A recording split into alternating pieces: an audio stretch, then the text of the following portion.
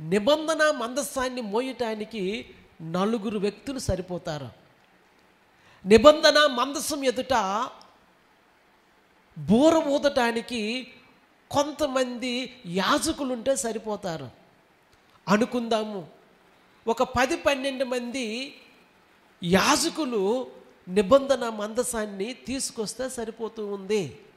కానీ దావీదు 10, 12, 100, 200 మందితో కాదండి, 30,000 మంది శూరులను తీసుకుని నిబంధన మందసాన్ని తీసుకుని రావటానికి వెళుతూ ఉన్నాడు. దేవుని నామానికి మహిమ కలుగును గాక.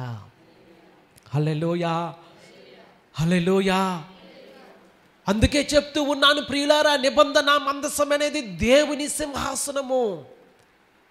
నిబంధన మందసం అనేది దేవుని